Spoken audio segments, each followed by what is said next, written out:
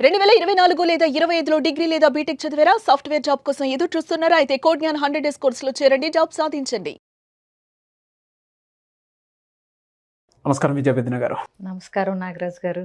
చాలామంది భార్యలు భర్త మీద డౌట్ ఉంటే ఏ విధంగా దాన్ని క్లారిఫై చేసుకోవాలనే దాని మీద పెద్ద ఐడియా ఉండదు. సైకాలజిస్ట్లో మీ దగ్గర చాలామంది కౌన్సిలింగ్ కోసం అని చెప్పేసి వచ్చి ఉంటారు క్లయింట్స్. ఆ ఎక్స్పీరియన్స్ మొత్తం తీసుకొని చెప్పండి. ఎక్కువగా భర్తలు ఎటువంటి తప్పులు చేస్తుంటారు? ఓకే, అంటే ఏది చేస్తుంటే మనం భర్త మన చేతుల్లోంచి జారిపోతున్నాడు అని అనుకోవచ్చు ఒక భార్య అని అడుగుతున్నారు మీరు. అంతే కదా? అవును. మనోడు తప్పు చేస్తున్నాడు కానీ దాన్ని ఎలా ఏ విధంగా పసిగట్టాలి అనేటువంటి అనుమానం వచ్చినప్పుడు కొన్ని సిగ్నల్స్ ఉంటాయండి, సైన్స్ ఉంటాయి ఇది కనుక్కోటానికి. ఒకటి, సెల్ ఫోన్ ఎక్కువగా మాట్లాడుతూ ఉంటారు, ఆడ్ టైమింగ్స్లో మాట్లాడుతూ ఉంటారు. ప్లస్ ఫోన్ రాగానే అది తీసుకుని అలా నడుచుకుంటూ పక్కకి వెళ్ళిపోతారు. అంటే ఇక్కడ ఉన్నంతసేపు ఏమో ఊ ఆ అంటారు, పేరు పైకి అనలేరు కదా. సో మెల్లగా పచారులు చేస్తున్నట్టు అలా పక్కకి వెళ్ళిపోతారు, వెళ్ళి మాట్లాడుతుంటారు. ప్లస్ ఫోన్ మీద అంటే కాన్సన్ట్రేషను, ఆ ధ్యాస, ఫోన్ని జాగ్రత్తగా పెట్టుకోవటం, ఎవరు తమ ఫోన్ని అందుబాటులో లేకుండా పాస్వర్డ్స్ అవి పకడ్బందీగా ఉంచుతారు. ఇది వరకు పాస్వర్డ్ లేకపోతే కూడా ఇప్పుడు పెడతారు వాళ్ళ స్క్రీన్ చూడకుండా. ఇదొకటి ఫోన్ విషయంలో. అలాగే ఫోన్ మాట్లాడటం కూడా ఎక్కువ అవుతుంది. ఇదివరకు అంటే ఆఫీస్ నుంచి ఇంటికి రాగానే ఏదన్నా అత్యవసరమైన కాల్స్ అలాంటివి మాట్లాడేవాళ్ళు ఎక్కువ ఫోన్స్ వస్తూ ఉంటాయి అన్నమాట ఇప్పుడు. అట్లాగే ఇంటికి వచ్చిన తర్వాత మళ్ళీ బయటికి వెళ్ళటం, అంటే ఆఫీస్ నుంచి ఇంటికి వచ్చేసిన తర్వాత ఇదివరకు ఎప్పుడు బయట ప్రోగ్రామ్స్ పెద్ద ఉండని ఒక భర్తకి ఆఫీస్ తర్వాత వ్యాపకాలు ఎక్కువ అవుతాయి. ఇంటికి అయితే ఆఫీస్ తర్వాత తిన్నగా ఇంటికి రాకుండా ఏదన్నా చేసి రోజుకో రీజన్ చెప్పి లేట్గా రావటం, బయట భోంచేయటాలు ఎక్కువ అవటం, ఇదొకటి మొదలవుతుంది. అలాగే ఇంకొకటి, కొంతమంది ఏంటంటే అతి తెలివి గలాళ్ళు ఉంటారు. ఇలాగే ఇవి చేస్తుంటే ఎక్కడ దొరికిపోతామో లేకపోతే ఎక్కడ తెలిసిపోతుందో అనే గిల్టీ ఫీలింగు, భయం ఒకటి. భార్యకి అన్యాయం చేస్తున్నాను, ఇంకొక అమ్మాయి వైపు అట్రాక్ట్ అవుతున్నాను అనే గిల్టీ ఫీలింగ్ ఒకటి ఉంటుంది వాళ్ళల్లో కూడా. సో అందుకని కొంతమంది ఏం చేస్తారంటే భార్యకి అనుమానంగా రాకుండా ఉండటం కోసం భార్యతో అతి ప్రేమగా ఉంటుంటారు. ఇదివరకు అంత పట్టించుకోని వాళ్ళు ఇప్పుడు పనిగట్టుకుని పట్టించుకోవటం, ఇదివరకు చిన్న చిన్న విషయాల్లో శ్రద్ధ చూపని వాళ్ళు ఇప్పుడు చూపించటం, అది అనుమానం రాకుండా నెట్టుకు రావటానికి ఇది మొదలు పెడతారనమాట. అంటే ఏంటి, అప్పుడు ఈవిడే భ్రమలో ఉంటుంది, మా ఆయన నన్ను చాలా బాగా చూసుకుంటున్నారు అనే ఫీలింగ్ లో ఉంచడానికి గౌరవం కూడా పెరుగుతుంది. అప్పుడు తెలియకుండానే ప్రేమ అనురాగాలు కూడా ఎక్కువ అవుతాయి. ఇది కొంతమంది మగవాళ్ళు ఈ టాక్టిక్స్ కూడా యూస్ చేస్తారు. ఇంకొకటి, మనం చూస్తే బాగా శ్రద్ధ పెడతారు రెడీ అవటం మీద కూడా. ఎందుకంటే ఎప్పుడైనా కొత్త ఒక వింత పాత ఒక రోత అనేది మనం అంటాం కదా. ఏదైనా సరే అమ్మాయి దగ్గరికి వచ్చేసరికి మళ్ళీ శ్రద్ధగా రెడీ అవటం అనేది స్టార్ట్ అవుతుంది, ఏ వయసులో అయినా సరే. సో కొంచెం శ్రద్ధ అంటే ఫిజికల్ ఫిట్నెస్ మీద, బాడీ మీద, అందం మీద, జుట్టు మీద ఇవి కూడా కాస్త రెడీ అవటం, శ్రద్ధ పెట్టి రెడీ అవటం కూడా చూడొచ్చు మనం. ఇంకోటి, ఇంకా అంటే ఇవన్నీ చేస్తున్న ప్రతి వ్యక్తికి మనం అంటే వేరే అమ్మాయి వైపు అట్రాక్ట్ అయ్యారని అనలేం, కానీ బ్యాంక్ బ్యాలెన్స్ మీద కూడా మనం ఒక కన్నేస్తే కనుక ఖర్చులు పెరుగుతాయి కదా. ఇది కూడా ఒకటి చూసుకోవచ్చు. అంటే ఇంటి లెక్కల్లోకి రాని ఖర్చులు ఉంటాయి చూడండి, అవి చూస్తే కూడా ఎందుకు అంటే ఇప్పుడు ఎంత ఖర్చు అయింది కానీ మనకి ఇంట్లో ఏం కనపట్టలేదు, అది ఎక్కడికి వెళ్ళింది అనే దాన్ని బట్టి కూడా ఈవిడికి అనుమాన పట్టాకి అవకాశం ఉంటుంది. కానీ ఖచ్చితంగా అయితే మనం కన్ఫర్మ్ చేయలేము. ఇవన్నీ చేస్తున్నారని చెప్పి నీకెవరో అమ్మాయితో ఉంది అని పటపట ఇప్పుడు ఈవిడ అనుమానపడి అడగటం అయితే కరెక్ట్ కాకపోవచ్చు. సో ఇంకొకటి ఏంటంటే, ఇప్పుడు ఈ హస్బెండ్ కొలీగ్స్, ఫ్రెండ్స్ ఎవరైతే ఉంటారో కొంచెం వాళ్ళ ఆవిడికి కూడా వాళ్ళు తెలిసే అవకాశం ఉంటుంది. స్లోగా ఎప్పుడన్నా గెట్ టుగెదర్స్లో కానీ ఏదైనా సరే కొంచెం క్లోజ్ ఫ్రెండ్స్ అంటే వీళ్ళకి పరిచయాలు ఉంటాయి. అవును. సో ఏదన్నా డౌట్ వచ్చినప్పుడు కొంచెం అంటే మరీ అనుమాన పడిపోతున్నట్టు బయటపడకుండా అసలు మా వారు అంటే రాలేదండి ఇంకా మీకు ఏమన్నా తెలుసా, ఇట్లాంటి స్లోగా పరిచయాలు పెంచుకుని విషయం రాబట్టొచ్చు కొంచెం తెలివిగా గౌరవంగా. అది కూడా చెయ్యొచ్చు. వాళ్ళని అడిగితే కూడా ఏదన్నా ఉంటే కూడా అప్పుడు వాళ్ళు కూడా కొంచెం ఈవిడ్ని అంటే ఏమంటారు దాన్ని జాగరూకత పరిచే అవకాశం ఉంటుంది నిజంగా అది ఉంటే గనక. కొంత కాన్షియస్కి కొంచెం అవును. అంటే చేతులు కాలక ముందే ఆకులు పట్టుకోవచ్చు అనమాట. ఇంకా వీటితో పాటు ఇంకేముంటాయండి? ఈ జనరల్గా అండి ఇలాంటివి అలవాటు అవ్వటానికి భర్త అంటే గాడి తప్పటానికి ఏంటంటే ఎక్కువ మట్టుకు మేము చూసిన దానిలో ఏంటంటే డెలివరీస్ అప్పుడు భార్య పుట్టింటికి వెళ్తుంది చూడండి, ఇది వీళ్ళకి మెయిన్ టైం. పక్కదారులు పట్టేటానికి అవకాశం ఎక్కువ ఉంటుంది. ఓకే. సో ఎందుకంటే ఇప్పుడు 7వ నెలలోనో ఎప్పుడో వెళ్ళిపోతారు, మళ్ళీ పిల్లలకు 3-4 నెలలు వచ్చే వరకు రారు. అంటే సుమారుగా 6 నెలల గ్యాప్ మినిమం దొరుకుతుంది, అది ఫస్ట్ టైం డెలివరీకి వెళ్ళినప్పుడు.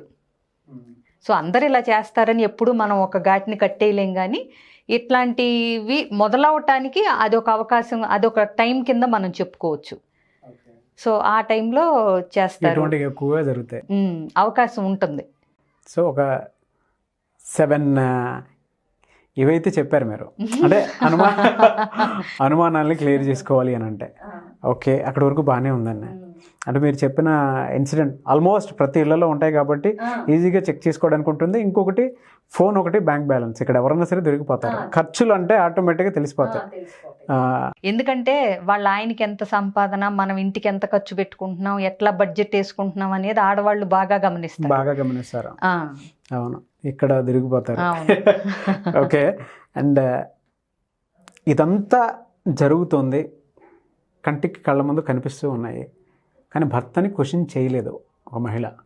అటువంటి సమయంలో ఏం చేయాలని, అంటే ఎలా దీని నుంచి బయటపడాలి, అండ్ తనకి జాగ్రత్తలు కూడా అదే విధంగా చెప్పాలి, తనకు నచ్చ చెప్పేలాగా తన దారిలో తను తెచ్చుకునేలాగా చేయాలి.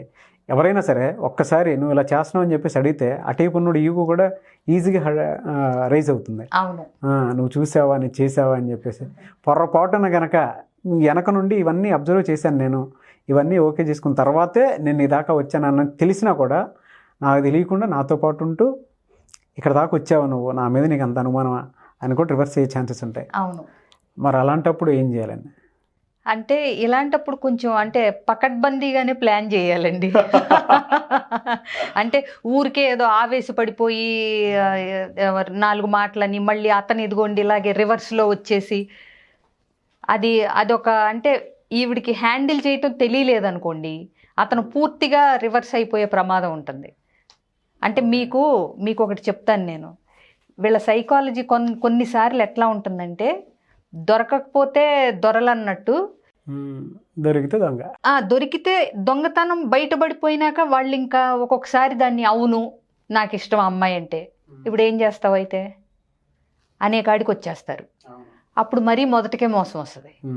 అంతే కదండి. ఇంకొకటి ఉండదండి అంత తెగించి చెప్పేసినప్పుడు.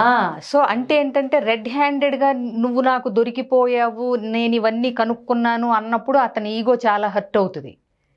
సో ఇంకొకటి, అప్పటిదాకా దాయాల్సిన అవసరం ఉంది, ఇప్పుడు వన్స్ ఆవిడికి తెలిసిపోయినాక ఇంకా దాయాల్సిన అవసరం లేదని కూడా అనుకుంటాడు కొంతమంది. సో రకరకాలు ఉంటారండి, ఒక్క రకంగా ఉండరు, ఒక తెప్పలు కాదు. ఇలా ఇవైతే కామన్ క్యారెక్టరిస్టిక్స్ అంటారు. క్యారెక్టరిస్టిక్స్ ఏది నలుగురికి తెలిసేది. ఈ లోపలే ఇంకా కొత్తవి కనుక్కున్నారేమో, మరి వేరే మాకు చెప్పాలి, మగవాళ్ళు ఏమన్నా కనుక్కుంటున్నారేమో. మాకు జనరల్గా తెలిసేదైతే ఈ లక్షణాలు కనిపిస్తుంటే మనం భర్త చేతులు దాటిపోతున్నాడని ఒక అనుమానానికి రావచ్చు అని మాకు ఇవి తెలుస్తాయి. ఇంకా అంటే లేటెస్ట్ టెక్నాలజీస్ ఏమున్నాయో మనకు తెలియదు. ఇప్పటికి అంటే అందరికీ తెలిసి ఆలోచించాల్సినవి అయితే ఇవైతే క్లియర్గా, ఇంకా కొత్త టెక్నిక్స్ ఏమన్నా ఉన్నాయో నేను అంత అప్డేట్ అవ్వలేదేమో, కానీ ఇప్పుడు ఇవి డీల్ చేయటం మాత్రం లేట్ నైట్ స్పెండింగ్ ఎక్కువగానే. అదే అది కూడా మనం కవర్ చేసాం. లేట్ గా రావటం, రెస్టారెంట్లకి భోజనాలు బయట చేసి రావటం అన్న దానిలో కవర్ అయిపోతాయి ఇవి. అంతే కదా. అవును. సో ఇవి వచ్చినప్పుడు ఇది ఎట్లా హ్యాండిల్ చేయాలి, కన్ఫర్మ్ చేసుకోవాలి అనే దానికి కూడా కొంత ఒక టైప్ ఆఫ్ ఫార్మాట్లో వెళ్తే ఏంటంటే వాళ్ళు కూడా మారే అవకాశం. అంటే ఏంటి, ఈ అమ్మాయి ఉద్దేశం కూడా ముందు ఎలా ఉండాలంటే నిలబెట్టి కడిగేయటం కాదు, కానీ అతను మారాలి.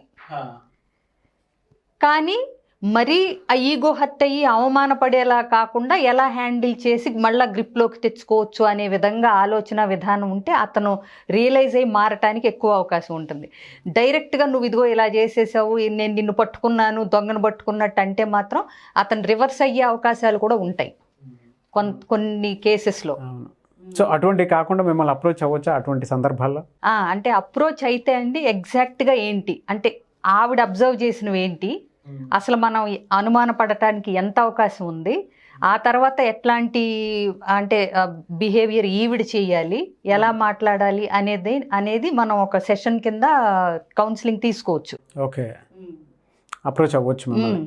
ఇంకొకటి ప్రీ మ్యారిటల్ అక్కర్లేకుండా వేరే కావాల్సిన వాళ్ళు కూడా ఉంటున్నారు. సో వాళ్ళకు కూడా మేమేం చెప్తున్నామంటే కాల్ చేసి మాకు కపుల్ కౌన్సిలింగ్ అవసరం, లేదా మాకు పేరెంటింగ్ అవసరం, ఏది అవసరం అయితే అది చెప్పి ఫోన్ నెంబర్ ఇచ్చేస్తే ఆ సెషన్స్ ఎప్పుడైతే మేము ప్లాన్ చేస్తామో వాళ్ళకి ఇంటిమేట్ చేయడం జరుగుతుంది. అంటే పేరెంటింగ్ కావాల్సిన వాళ్ళకి పేరెంటింగ్ సెషన్ డేట్ ఫిక్స్ అయిన తర్వాత వాళ్ళకి ఫోన్ వెళుతుంది. ఓకే, అట్లా ప్లాన్ చేస్తున్నాం. ఎందుకంటే అందరికీ ఒకటే రిక్వైర్మెంట్ లేదు ఇక్కడ. కొంతమంది పేరెంటింగ్ అడుగుతున్నారు, కొంతమంది కపుల్ కౌన్సిలింగ్ అడుగుతున్నారు, మ్యారేజెస్లో డిస్టర్బెన్స్, కొంతమంది ప్రీ మ్యారిటల్ అడుగుతున్నారు. సో మేము ఏం ప్లాన్ చేస్తున్నాం అంటే ప్రతిదానికి ఒక వర్క్షాప్ ప్లాన్ చేద్దామని డిసైడ్ అయ్యాం. సో ఎవరికి ఏది అవసరమో మాకు పేరెంటింగ్ అవసరం అని చెప్పి వాళ్ళ ఫోన్ నెంబర్ ఇచ్చేసారనుకోండి, స్క్రీన్ మీద స్క్రోల్ అవుతున్న నెంబర్కి పేరెంటింగ్ సెషన్ మనం ప్లాన్ చేసిన వెంటనే వాళ్ళకి మన టీం నుంచి ఫోన్ వెళ్తుంది. డెఫినెట్గా అండి. థ్యాంక్ యూ సో మచ్ విజయపేదన గారు. I wish you all the best. మీ ప్రోగ్రామ్ అండ్ మీ క్లాస్ సక్సెస్ఫుల్గా కంప్లీట్ చేసుకోవాలని మనస్ఫూర్తిగా కోరుకుంటున్నాను. థ్యాంక్ యూ సో మచ్ అండి. థ్యాంక్ యూ అండి.